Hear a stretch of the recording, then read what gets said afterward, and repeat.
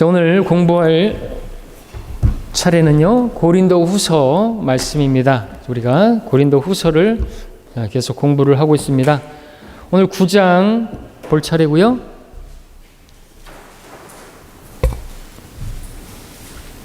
(9장 8절) 지난 시간에 하다가 말았고요. 이어서 계속해서 8절부터 읽겠습니다. 자, 고린도후서 9장 8절부터 오늘 공부를 시작하겠습니다.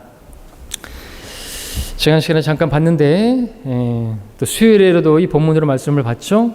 하나님께서는 너희에게 모든 은혜를 넘치게 하실 수 있나니 모든 것을 언제나 너희가 필요한 대로 가질 수 있게 하심으로 모든 선한 일에 넘치게 하시려는 것이라 말씀하고 있습니다. 우리 하나님께서는 모든 것이 부유하신 분이시라 은혜를 우리에게 공급하시는 일에 있어서도 넘치게 공급하실 수 있는 분이시고 언제나 우리가 필요한 대로 가질 수 있게 하시는 분이시다.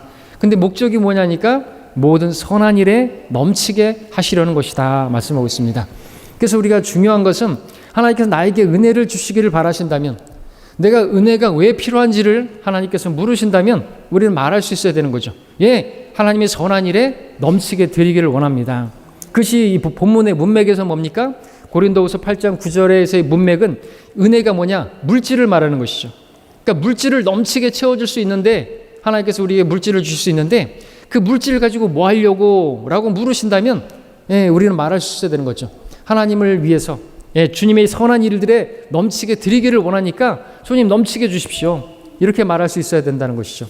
다만 그냥 나 잘 먹고 잘 살기 위해서 내 육신의 만족을 위해서 넘치게 물질을 주십시오. 하나님께서는 응답 안 해주시는 것이죠. 우리 정욕을 채우기 위해서 구하면 하나님께서 주시지 않는다고 야고보에서 말씀하고 있지 않습니까? 그렇죠? 그래서 우리는 말할 수 있어야 되는 거죠. 은혜 받아서 뭐 하려고? 성령 충만 구하면 성령 충만해서 뭐 하려고? 성령 충만하면 어떻게 되는 줄 아시죠? 성령으로 충만하면 사도들처럼 예수님을 증거하는 것이죠. 예수님을 담대하게 증거하는 것입니다. 그리고 성도들을 넘치게 섬기는 것입니다. 하나님을 섬기는 것입니다. 그래서 우리가 기도할 때 우리는 분명히 알고 그렇게 기도해야 되는 것이죠. 하나님께서 물으신다면 답할 수 있어야 되는 것입니다. 뭐 하려고? 물질을 그렇게 많이 받아서 뭐 하려고? 그 은혜를 가지고 뭐 하려고? 은혜를 주시옵소서, 은혜 주십시오 그러는데 은혜 받아서 뭐 하려고죠? 우리는 그 답을 알고 있습니다. 자, 하나님께서 너희에게 모든 은혜를 넘치게 할 수 있나니라는 이 말씀, 그리고 그 앞에 7절에 이는 하나님께서 기쁨으로 드리는 자를 사랑하심이니라 이 말씀, 우리가 연결하면은 정말 이 말씀은 암송해야 하는 구절이다 그랬습니다. 기쁨으로 드리는 자를 사랑하시는, 그러니까 기쁨으로 드리는 자를 하나님께서 기뻐하시는 것이죠. 그러한 사람을 하나님께서 사랑하신다고 말씀하는 것이죠. 당연하겠죠. 인색하게 드리는 사람 하나님께서 그 마음을 아시는데 억지로 드리는 사람 하나님께서 사랑하시겠습니까?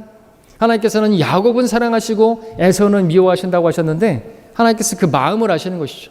영적인 것을 사모하는, 물질적인 것, 팥죽 한 그릇 그런 걸 사모하는 것이 아니라 정말 하나님을 위한 그 선한 일에 넘치게 드리고자 기꺼이 그렇게 풍성하게 드리는, 그런 기쁨으로 드리는 성도를 기뻐하시고 그러한 사람을 사랑하신다라고 하는 것이죠. 그래서 우리가 여기서 배워야 할 교훈은 정말 하나님께 사랑받기를 원한다면요, 드리는 일을 시작하라고 그렇게 지난 시간에 말씀드렸죠. 물질을 드리지 않으면서 하나님을 사랑한다는 말도 거짓말이고, 하나님께 사랑받기를 원한다고 하면서 나는 하나님께 인색하게 드린다? 그거는 말이 안 되잖아요. 그렇죠? 하나님께 억지로 드리면서, 마지못해 드리면서, 11조 안 하고 하나님께 드려야 할 것도 마땅히 하지도 않으면서 하나님 사랑합니다, 또 하나님 저를 사랑해 주십시오, 제 기도에 응답해 주십시오. 하나님 그런 신 아닌 것이죠. 우상이 아니에요. 하나님은 눈을 주신 분이시고 귀를 심으신 분이시고 우리의 마음과 생각과 의도까지도 다 아시는 분이다 이거죠. 그렇기 때문에 우리는 그분 앞에 바르게 정직하게 그렇게 또 물질을 드려야죠. 기쁨으로 드리는 것이에요. 억지로 드리면 안 됩니다. 없는 데서는 받지 않으십니다. 수입이 없습니까? 그럼 하나님께 드리지 말아야 돼요. 11조 못하죠. 우리가 일을 못하는데, 그래서 나 11조를 못한다고 해가지고 마음이 무겁거나 그렇게 될 필요 없어요. 물질이 없는데, 드릴 게 없는데, 그렇죠? 그러면은 안 해도 되는 것이고요. 억지로 할 것 같으면 또 하지도 말아야 될 것이고요. 하나님께서 안 받으시는 거니까. 자, 주님께서는 이렇게 주는 것보다 받는 것이 복이 있다 그랬죠. 받는 것이 우리가 복이라고 생각할지 모르겠지만 주는 자가 받는 자보다 더 복이 있다고 주께서 말씀하신 이 말씀을 우리가 기억해야 한다고 사도들이 말했습니다. 사도행전 20장 35절에서 주님께서 그렇게 말씀하셨죠. 주는 자가 복이 있다 이거죠. 예, 우리 주님께서도 자기 생명을 주기 위해서 오신 분이죠. 그분은 복되신 분이죠. 그러니까 우리도 주는 것이 복된 것입니다. 받는 것이 복이 아닌 것이죠. 그래서 우리가 하나님께 드릴 때 하나님께서는 우리를 사랑하시고 우리가 드린 그것을 또한 풍성하게 갚아주실 수 있는 분이시다라는 것입니다. 우리가 기쁨으로 드릴 때 네 가지 일을 일어난다 이렇게 주석서에 나와 있는데 그것은 첫 번째로 우리가 드린 것보다 더 많은 것을 돌려받게 된다. 그것은 우리가 세상의 이치도 보면 그렇죠. 하나님께서 우리가 씨를 뿌렸는데 그 씨, 옥수수 하나를 심었는데 하나만 나오면은 누가 심겠습니까? 뿌리면 더 많은 것을 거두게 하시는 것이 추수의 법칙인 것입니다. 하나의 법칙이에요. 우리가 이런 것들은 자연 계시라고 하죠. 그것을 통해서도 말씀하시는데 성경이 말씀하고 있다는 거죠. 한 알이 땅에 떨어져 죽으면요, 많은 열매를 맺는 건 당연한 거 아닙니까? 농부들이 알아요. 마찬가지라는 것이죠. 우리가 하나님께 드리면 하나님께서 풍성하게 갚아주신다. 이 땅에서 우리가 그 풍성하게 받는 것이 눈에 보이게 우리가 어떤 경험하지 못할 때 할지라도 분명한 것은 그리스도의 심판석에서 우리는 그 이자율은 엄청나다는 것이죠. 우리가 받는 고난도 감히 우리가 받게 될 영광에 비할 수 없다고 말하고 있지 않습니까? 우리가 하나님께 드린 물질도 하나님께서 이렇게 말할 수는 없지만 새 예루살렘을 하나님께서 공짜로 주시는데 그 얼마나 휘황찬란한 보석으로 가득한 집인 것입니까? 그죠? 근데 그거를 그냥 공짜로 주시는 거예요. 헌금을 했든 안 했든 그거하고 상관없이 주님을 잘 섬겼든 안 섬겼든 상관없이 그 새 예루살렘에서 우리가 영원히 거할 집은요 공짜로 주시는 것입니다. 구원받은 모든 성도들에게. 그러나 영광은 다르다 그랬죠. 구원과 함께 영원한 영광을 받게 영광스러운 영광으로 우리가 구원을 원하신다고 했는데 그것은 우리가 이 땅에서 주님을 어떻게 섬겼는가에 따라서 주님을 위해서 고난을 당하고 주님을 위해서 내가 넘치게 어떤 일을 섬기고 한 것에 따라서 하나님께서는 보상해 주신다고 말씀하고 있습니다. 자, 우리가 기쁨으로 드릴 때 또 두 번째 우리가 베풀어 준 사람에게 개인적인 축복이 된다라는 것이죠. 12절을 보시면요. 9장 12절에서 이는 이 봉사의 직무가 성도들의 부족한 것을 충족시켜 줄 뿐만 아니라 하나님께 드리는 많은 감사로 인하여 넘쳐나기 때문이라 그랬습니다. 당연하겠죠. 우리가 누군가에게 베풀면은요, 그 베품을 그러한 섬김을 받은 성도는 하나님께 감사하게 되지 않겠습니까? 그건 개인적인 축복이 되는 거 아니겠습니까? 그렇죠?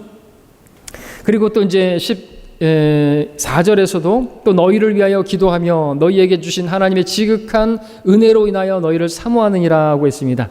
그래서 세 번째로는 우리의 그 필요를 공급받은 그들이 그 기도응답을 받은 것으로 여기고 하나님께 감사를 드리고 또 우리를 사모한다. 그러니까 우리가 이렇게 물질로 드렸을 때 우리를 사모하는, 그래서 우리를 사모한다면은 우리를 위해서 무엇을 하겠습니까?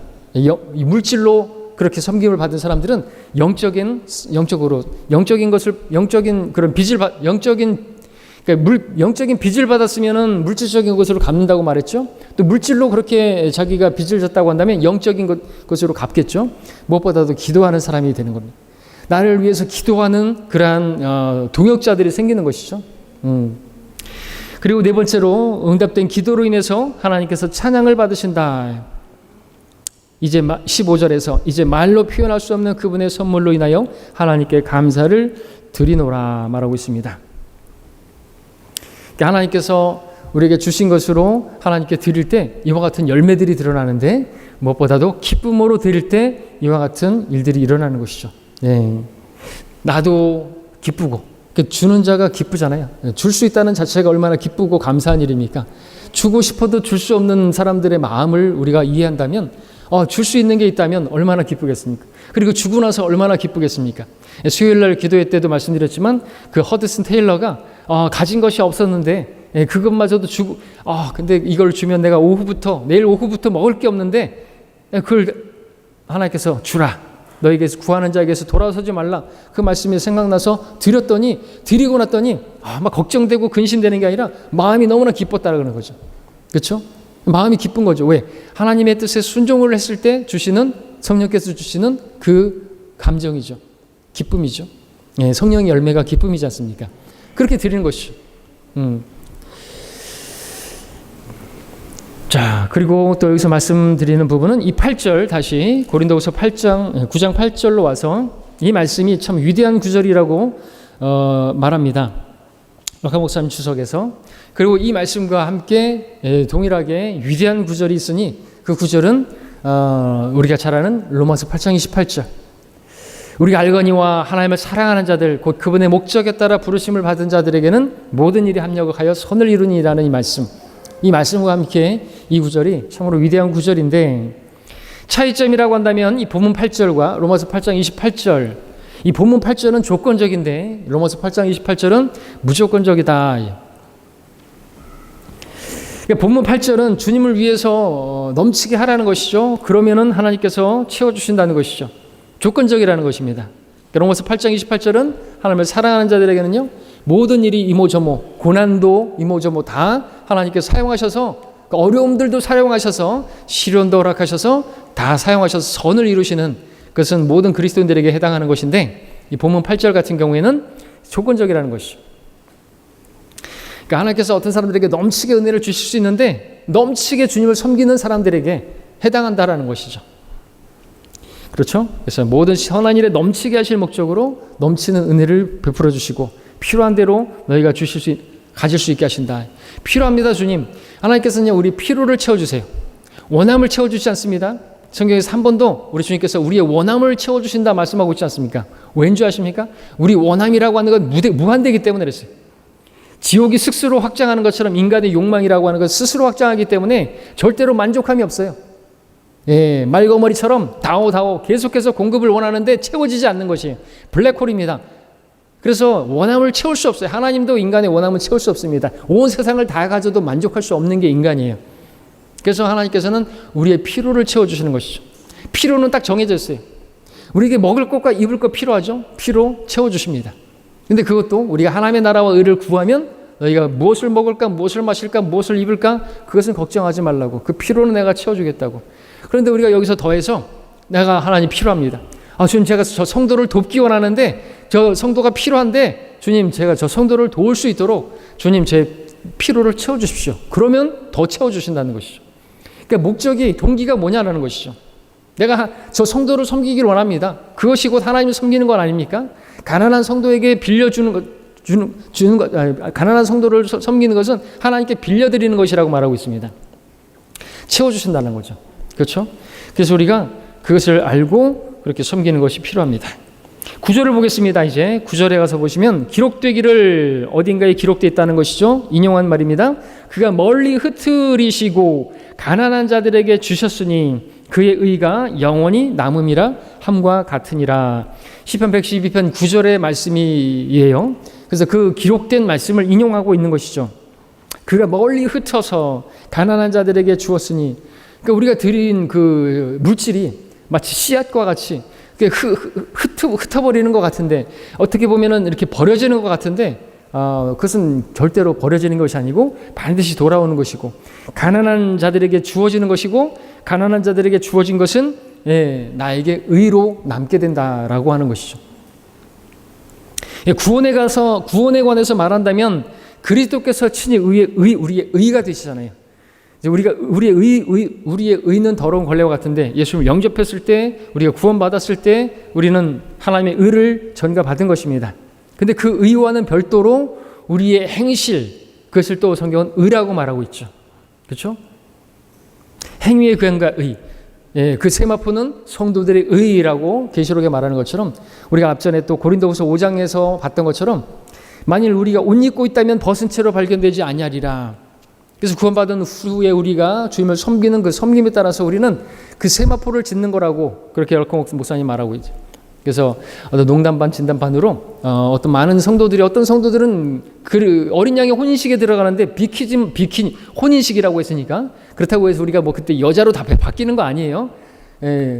우리가 하나님의 아들들이 되었는데 갑자기 뭐 어린 양의 혼인식에 들어갈 때는 다 여자로 바뀌는 게 아닙니다. 열코 목사님 그림 그릴 때는 그렇게 여자로 그렇게 그리고 있지만 교회가 한 순결한 처녀로 비유되고 있으니까.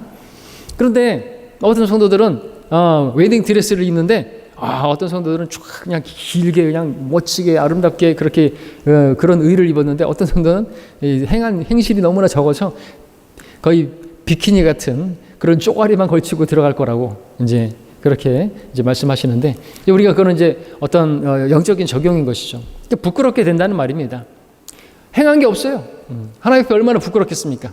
세마포는 성도들의 의다 그렇죠.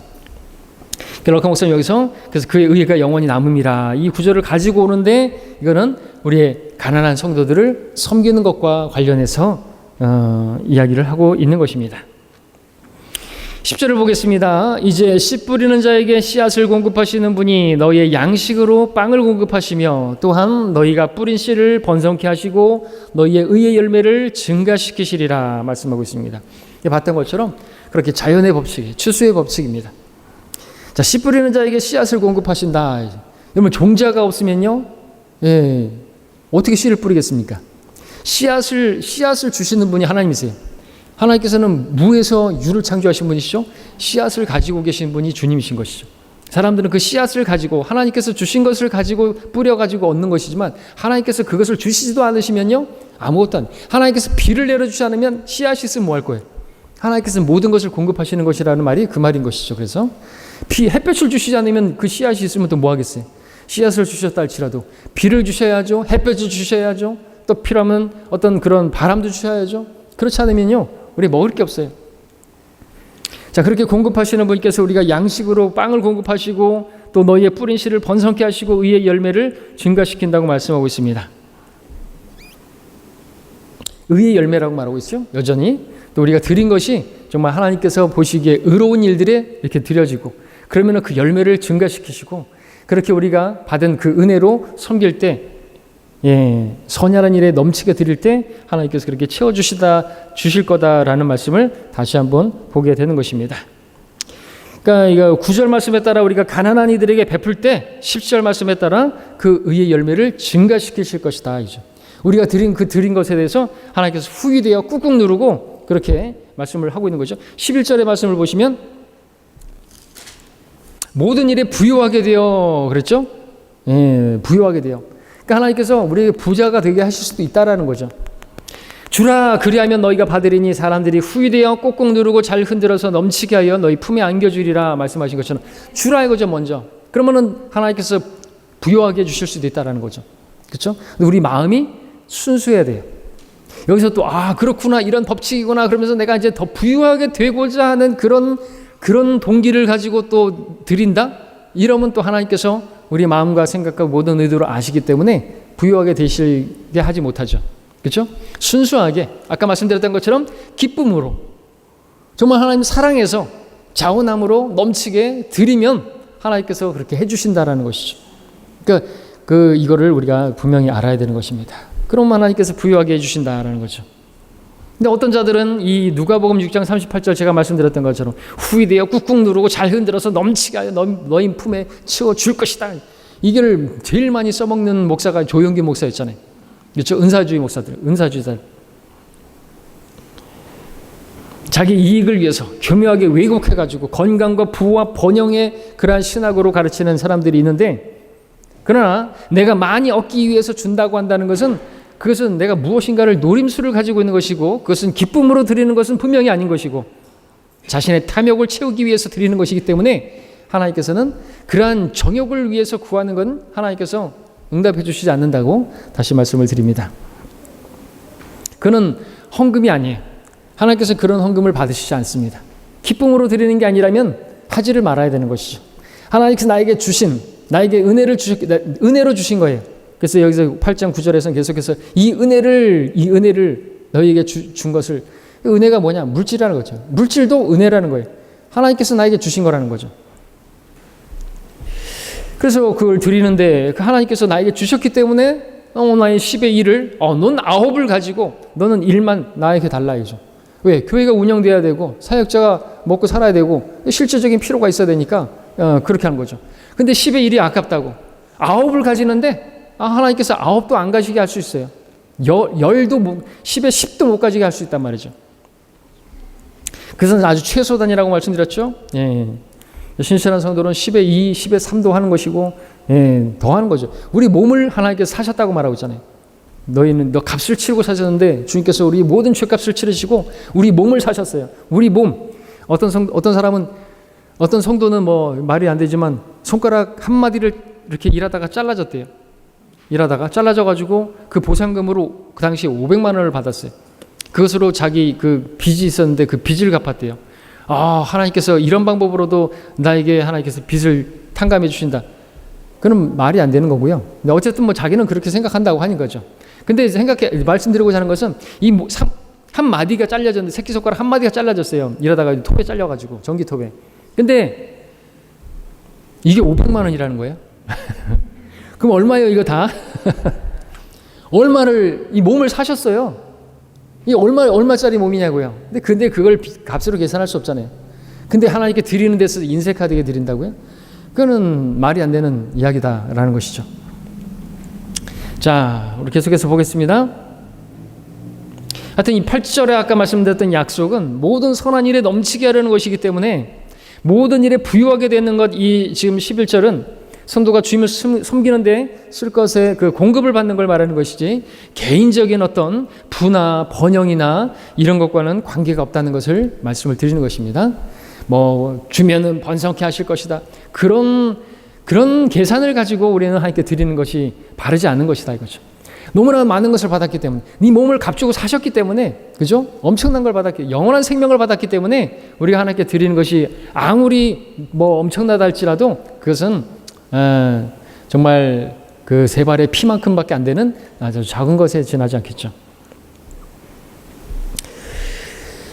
자, 그렇게, 그리고 또 이 주는 것의 결과 중에 하나가 하나님께 감사드리게 하는 것이다라는 것을 11절에서 보게 되죠. 모든 일에 부유하게 되어 관대한 연보를 함은, 부자가 되니까 연보도 관대하게 하죠.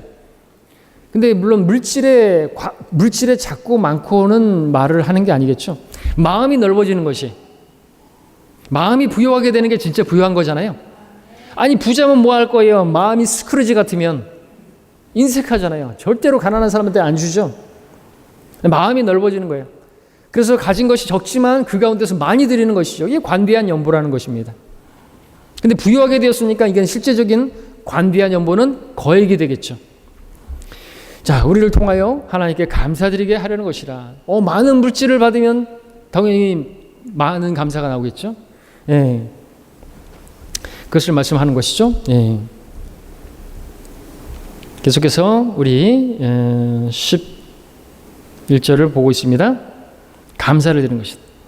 그러니까 우리가 뭐 누군가에게 돈을 주는데, 도움이 되려고 주는데 10만 원 주는 거하고 100만 원 주는 거하고, 그렇죠? 다르지 않습니까? 100만 원을 받으면 더 많은 감사를 하게 되지 않습니까? 그러니까 그런 부분으로 다른 성도에게 기쁨이 되고 감사가 되게 할 목적으로 하나님 주십시오. 채워주십시오. 그러면 하나님께서 부유하게 해줄 수 있다는 것이죠. 어떤 것이든지, 우리가 농사를 짓든 그것에서도 증가를 넘치게 하실 수 있고, 또 뭐 월급을 오르게 해주시든 뭐 그렇게 해달라고 기도한다면 채워주신다라는 것이죠. 그래서 11절에서 말씀하고 있는 거죠. 우리를 통하여 하나님께 감사 드리게 하려는 것이라. 우리를 통해서 하나님께 감사를 드리는 거예요. 우리가 드린 그 연보 때문에, 그 관대한 연보 때문에 감사를 드리는 어떤 사람들이 있다. 하나님께서는 그 감사를 받으시고 영광을 받으시기 위해서는 시작이 뭐예요? 우리가 기쁨으로 드려야 하고, 우리가 관대한 연보를 드려야 하고, 그러면 어떤 성도들이 기뻐하면서 정말 감사를 드린다라는 것이죠. 예. 자, 순서를 아시겠죠?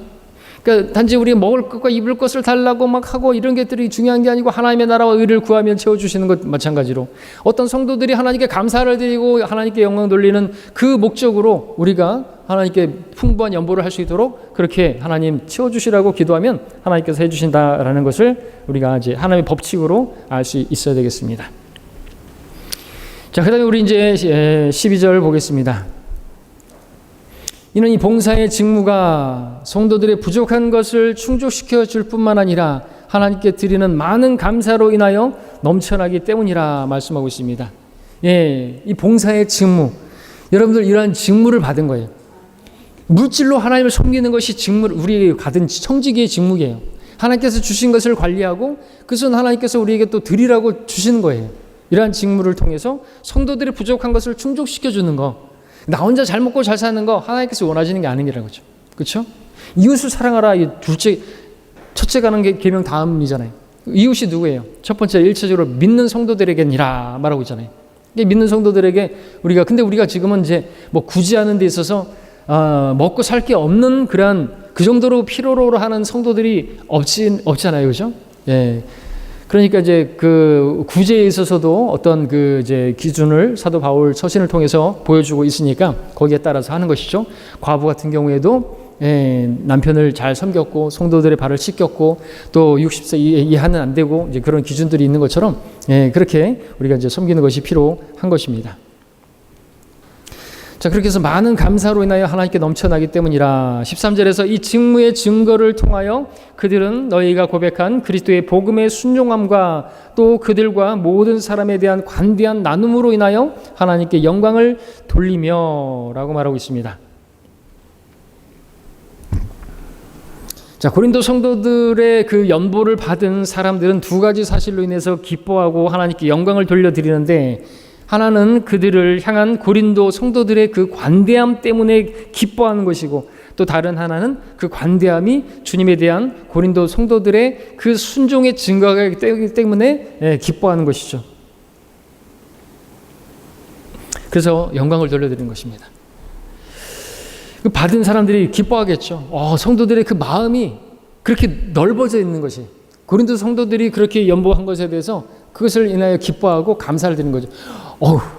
예루살렘의 교회 성도들이, 그 가난한 성도들이 고린도 성도들의 그 돈을 받았는데, 헌금을 받았는데, 지원금을 받았는데, 관대한 연보네요. 뭘 생각하냐니까, 다른 걸 생각하는 게 아니라 그들이 많이 성장했구나. 그죠? 기쁨으로 드린 것이니까. 이 관대한 연보로 인해서 기뻐하고 영광을 돌려드리는 것이죠. 그 관대한 나눔으로 인해서. 아니, 이렇게 인색하게 이렇게 조금 주는 게 아니라 이렇게 많이 공급했구나. 영적인 성도들이라 그것을 보는 것이죠. 그리고 하나님께 감사를 드리는 거예요. 그러니까 개인적으로 그 성도들에게 감사하는 게 아니라, 물론 그들에게도 감사하지만 하나님께 감사를 드리는 것이죠. 무엇으로 인해서? 그들의 성장으로 인해서, 그들의 마음이 이렇게 넓어진 것으로 인해서 감사를 드린다는 것이죠. 근데 구원받았다고 하면서도 마음이 좁아요. 마음이 좁은 것뿐만 아니라 지갑이 조그매요. 지갑이 열리질 않아요. 말씀드렸죠? 존 웨슬리가. 나는 당신들의 지갑을 회개하기 전에는 그대들의 회심을 믿지 않겠소. 구원받았다고 하는 사람이 그렇게 마음이 좁고 인색해서야 되겠느냐 이거죠. 주머니를 그렇게 꽉 닫고 있으면 되겠냐라는 것이죠. 구원받았냐 이거죠. 하나님께서 우리를 위해서 그렇게 자신을 다 내어주셨는데, 하나님께 드리는데, 하나님 사랑한다 그러고 찬양한다 그러지만은 물질 드리는 데서 인색하다. 그건 말이 안 된다는 것이죠. 여기서 보시면요, 지금 읽었던 말씀에서 13절에서 뭐가 나옵니까? 이 직무의 증거를 통하여 그들은 너희가 고백한 그리스도의 복음의 순종함과 또 그들과 모든 사람에 대한 관대한 나눔으로 인하여 라고 말하고 있죠. 럭커 목사님은 여기서 뭐라고 썼냐니까, 그리스도의 복음에 순종한 누구예요? 구원받은 성도들이죠. 구원받은 성도들, 그들에게 있어서 나타나는 증거는 뭐냐니까, 모든 사람에 대해서 관대한 나눔을 실행한다라는 거죠. 그렇죠? 그러면서 럭커 목사님은 뭐라고 썼냐니까, 이제 만일 어떤 사람이 주님께 그리스도의 복음에 순종하면 그 순간부터 주님께서는 그의 돈지갑을 관리하시는 것이다. 이렇게 럭커만 목사님은 주석서에 써놨습니다. 그러니까 그리스도의 복음에 순종한 사람은요, 하나님께서 그의 돈지갑을 관리하시는 거예요. 그러니까 내가 관리하면은 인색하게 되겠죠. 왜? 우리는 육신적이라 하나님께 드리는 데 있어서 인색하니까. 근데 복음에 순종한 참된 그리스도인들은 나눔에 있어서도 관대해지는 것이, 마음이 넓어지는 것이죠. 인색한 그것이 사라진 것입니다. 무슨 말인지 아시겠죠? 관대해지는 것입니다. 관대해지는 것입니다. 자, 그리고 우리가 베풀 때 우리가 받은 선물로 인해서, 받은 것으로 인해서 베푸는 것이다라는 것을 우리가 또 알아야 됩니다. 그래서 15절에서 이제 말로 표현할 수 없는 그분의 선물로 인하여 하나님께 감사를 드리노라라고 말하고 있습니다. 다시 한번 말하지만 우리에게 주신 우리 물질도 하나님의 선물이에요. 선물이니까 은혜죠. 그러니까 내가 일을 했으니까 일꾼이 삭스를 받는 건 당연한데 일을 했다고 해서 삭스를 다 받는 것도 아니에요. 그렇죠? 임금이 안 나올 수도 있는 것이고 체불이 될 수도 있는 것이고 근데 어쨌든 우리의 손에 들어왔다. 예, 일할 수 있는 건강도 주셨고 일할 수 있는 직장도 주셨고 또 일할 수 있는 어떤 지혜도 주셨고 다 주님 주신 거잖아요. 그러니까 선물이죠. 예, 그것으로 내가 어떤 것을 얻었다. 그 얻은 것으로 또 하나님을 섬긴다.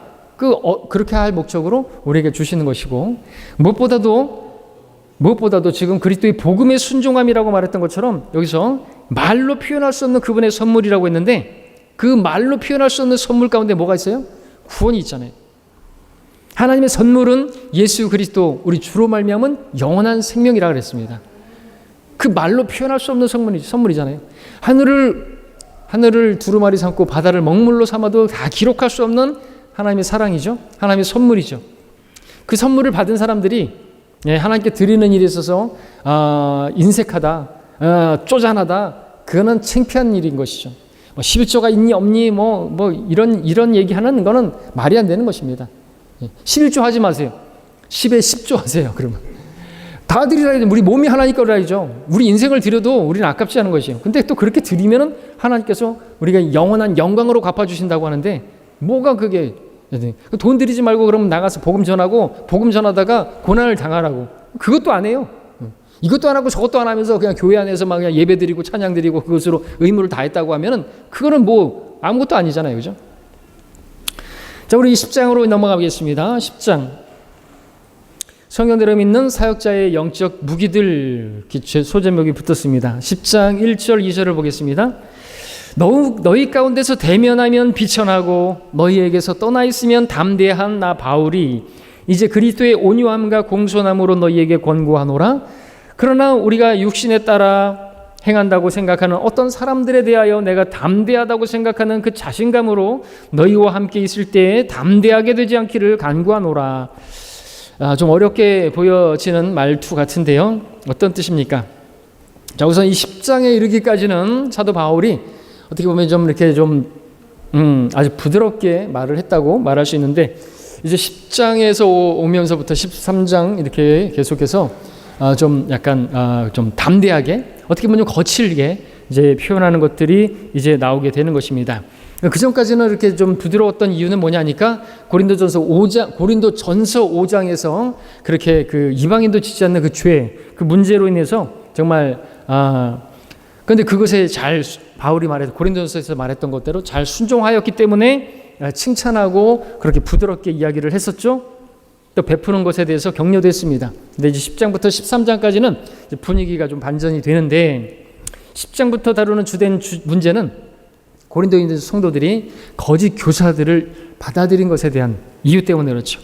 11장 4절에 보게 되면은 다른 예수를 받아들인 것을 보게 됩니다. 그리고 또 다른 영을 받아들인 것을 보게 됩니다. 다른 복음을 받아들인 것을 보게 됩니다.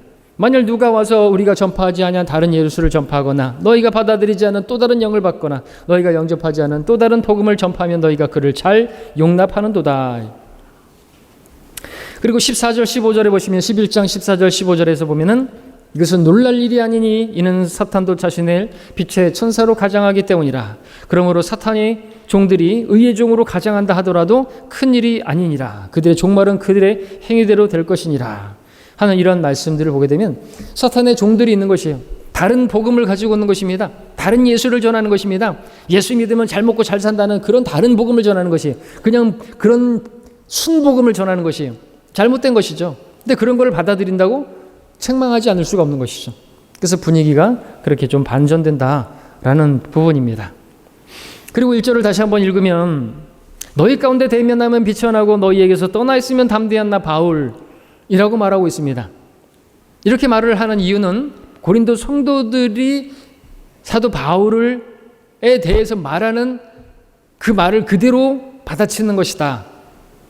왜냐하면 여러분 10장 10절을 보게 되면 10장 10절에서 그들이 말하기를 그의 편지들은 무게가 있고 힘이 있지만 직접 대할 때는 약하고 그 언변도 하찮다고 하기 때문에 그렇기 때문에 어떻게 해요? 여러분 같아도 그렇겠죠.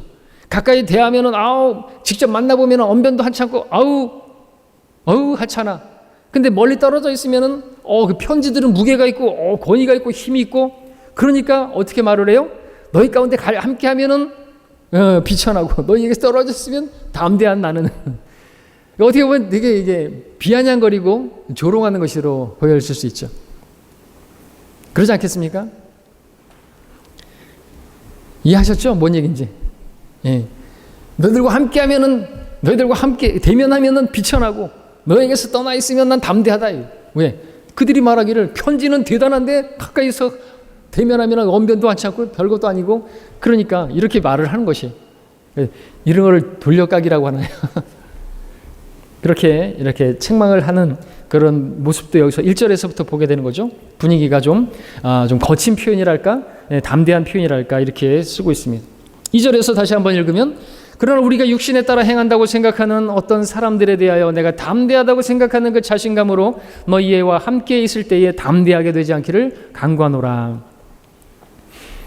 그러니까 무슨 말입니까? 사도 바울이 고린도에 가기 전에 그들이 잘못된 것들을 바로잡아가지고 그것에 이제 도착했을 때 다른 어떤 그 대적자들에게 대했을 때처럼 그렇게 담대하게 아니면 거칠게 대하지 않게 해주기를 바라는 그런 마음의 표현인 것입니다. 왜 그런 거짓된 사역자를 받아들이냐 이거죠. 왜 그런 사탄의 종을 받아들이냐라는 것이죠. 그런 부분이 있고요. 이제 또 다른 부분은 육신을 따라 행한다고 생각하는 어떤 사람들. 그러니까 바울이 육신을 따라 행한다고 생각하는 것이. 왜 이런 말이 나오냐니까 바울이 육신적이다라는 거죠. 육신을 따라 행한다. 너무 거칠어. 고린도전서에서 너무 책망하는 게 너무 심해. 그러니까 이제 어떤 사람들이 말하는 거죠. 바울은 너무 육신을 따라서 그렇게 말하고 행동한다고. 라고 생각하는 그러한 사람들에 대해서 지금 이야기하는 것이죠. 2절에서 육신을 따라 생각하는 따라 행한다고 생각하는 어떤 사람들에 대하여 내가 담대하다고 생각하는 내가 거칠고 뭐 이렇게 말이 좀 투박하다고 생각하는 그 자신감으로 너희와 함께 있을 때 담대하게 되지 않기를 간구하노라. 내가 가면은 너희들에 대해서 내가 거칠게 되지 않기를 원한다 이거죠. 그런 말을 하는 것입니다. 어떤 사람들은 사도 바울을 그렇게 육신을 따라 행한다고 말을 하고 있었던 것이죠. 그러나 사도 바울이 이제 여기서 또 말하는 게 뭡니까? 3절에서 이는 우리가 육신 안에서 행하지만 육신을 따라 싸우지는 아니함이라 말하고 있습니다. 육신 안에서 행한다고 해서 육신을 따라 싸우는 건 아니라는 것이죠. 내가 여전히 육신 안에 있지, 역시 육신을 입고 있지만 그렇다고 해서 육신을 따라 싸우는 싸움은 그리스도인의 싸움이 아니다라는 거죠. 물리적으로 봤을 때 우리 그리스도인들은 다 누구나 육신 안에 있습니다. 물리적으로 본다면 우리 그리스도인들은 휴거나 또 죽음이 있기 전까지는 육신 안에 있는 것이 맞죠. 육신을 벗어나게 되면은 이제 육신 안에 있지 아니하게 되고 우리가 이제 주와 함께 있게 될 것이겠지만, 그러나 그리스도인들은 영적으로 봤을 때 물리적으로가 아니라 영적으로 봤을 때 우리는 다 육신 안에 있는 것은 아닌 것입니다. 왜냐하면은 우리는 육신 안에 있지 않냐고 성령 안에 있기 때문에. 로마서 8장 9절에서 그러므로 육신 안에 있는 자들은 하나님을 기쁘시게 할 수 없느니라. 그러나 하나님의 영이 너희 안에 거하시면 너희가 육신 안에 있지 아니하고 성령 안에 있나니 이제 누구든지 그리스도의 영이 없으면 그의 사람이 아니니라. 그러니까 육신 안에 있는 사람들은 누구냐니까 그리스도인들이 아니라는 거죠. 그리스도의 영이 없는 사람들이지. 육신 안에 있는 사람들은 하나님을 기쁘시게 할 수 없는 이유가 그들이 아무리 하나님을 찬양하고 예배를 한다 할지라도 그들이 영이 거듭나지 않았다면, 그 죽은 영이 살아나지 않았다면 하나님을 기쁘시게 할 수 없다는 것이죠. 아무리 그들이 신령과 진정으로 예배를 드리고 아무리 말로 개혁 개정판으로 이제 바꿔가지고 영과 진리로 예배를 드린다 할지라도 거듭나지 않은 사람들은 하나님께서 그 예배를 기뻐하실 수가 없는 거죠. 육신 안에 있는 자들은 하나님을 기쁘시게 할 수 없는 것입니다. 하나님이 영이 너희 안에 거하시면 너희가 육신 안에 있지 않냐고 성령 안에 있나니라고 그랬으니까 영적으로 본다면 우리는 육신 안에 있지 않냐고 성령 안에 있는 것이죠. 그러니까 우리 영적인 신분에 맞게 우리가 주 안에서 주 안에 거하는 거, 주 안에서 있으면 기뻐할 수 있고 주 안에 있으면 자유로울 수 있고, 감옥에서도 옥중에서도 사도 바울이 빌립보서에서 계속해서 주장하는 게 뭐예요? 기뻐하라 기뻐하라. 아니 감옥에 갇힌 사람이 뭐가 기쁘다고 그렇게 감옥 밖에서 자유롭게 사는 사람들한테 기뻐하라고 말하는 것이에요. 바울은 감옥 안에 있는 것이 아니라 물리적인 그 장소에 갇혀 있는 게 아니라 영적인 신분으로 영적인 상태가 뭐예요? 그건 주 안에 있는 거예요. 주 안에 있으면은 자유롭게 되는 것이죠. 왠지 아십니까? 그 아들이 자유롭게 하기 때문에 그렇죠. 만일 아들이 자유롭게 하면 너희가 참으로 자유롭게 되고 진리를 알게 되리니 그 진리가 너희를 자유롭게 하라 말씀하고 있기 때문에 감옥에서도 자유로운 것이에요. 자, 말씀드리고자 하는 것은 그렇게 우리가 물리적으로는 그렇지만 영적으로 본다면 성령 안에 있는 것을 말하고 있는 것입니다.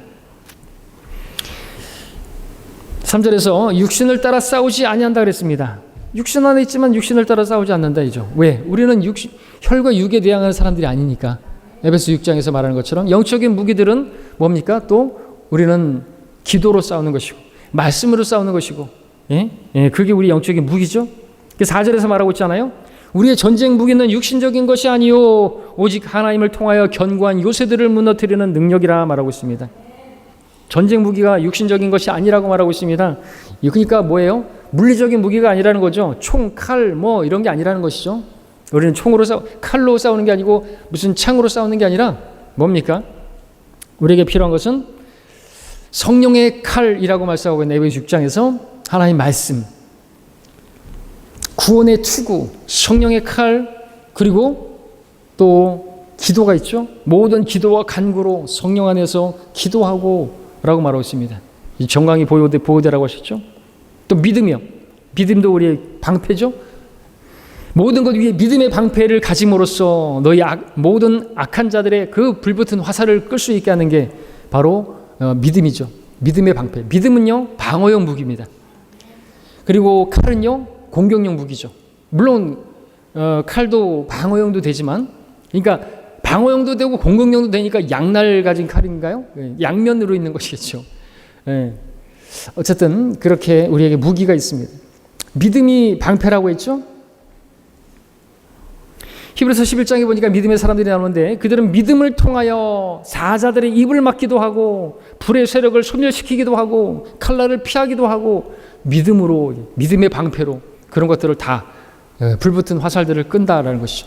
그러니까 믿음을 가진 사람들은 그런 공격에도 승리하는 것입니다. 승리하는 거죠.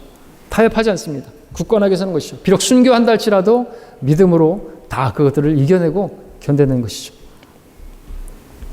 자, 이 같은 영적인 무기들이 바로 하나님을 통하여 견고한 요새들을 무너뜨리는 능력이 되는 것입니다. 지금 어디서 말하고 있습니까? 4절에서 말씀하고 있죠. 그러한 무기들을 통해서 우리가 그리고 하나님을 통하여 견고한 요새들을 무너뜨리는 능력이라고 말하고 있습니다. 자, 여기서 견고한 요새들이라고 말하고 있습니다. 우리의 싸움이 영적인 싸움이기 때문에 우리가 무너뜨려야 할 이 견고한 요새 역시나 영적인 요새가 되는 것이겠죠. 그렇다면 우리가 무너뜨려야 할 견고한 요새는 무엇을 말하는 것입니까? 이 요새에 대해서 5절에서 말씀하시기를 여러 가지 구상이라고 말하고 있습니다. 하나님을 아는 지식을 거역하여 스스로 추켜 세운 모든 높은 것들이라고 말하고 있습니다. 이걸 무너뜨려야 하는 것이라고, 이것이 바로 견고한 요새라고 말하고 있죠. 그리고 모든 생각도 그것이 그렇죠. 우리 생각의 요새, 우리가 구상하는 상상하는 내 이 모든 하나님 말씀을 거슬러서 구상하고 있는 모든 생각들, 이것들 무너뜨리는 것이 우리 영적인 싸움의 실제적인 거죠. 나와의 싸움입니다. 내가 생각하는 거, 내가 구상하는 거, 하나님을 거슬러서 스스로 추켜서 해보는, 내가 나를 높이고 나를 자랑하고 싶은, 그래서 그것을 위해서 어떤 것을 구상하는 그런 모든 것들을 무너뜨려야 한다는 것이죠. 그리고 이렇게 하면은 누군가가 나를 인정해 줄 거라고 하는 그런 생각조차도 다 무너뜨리지 않고서는 그건 영적인 싸움에서 싸울 수가 없는 것입니다. 바울은 그렇게 싸우지 않았다는 것이죠.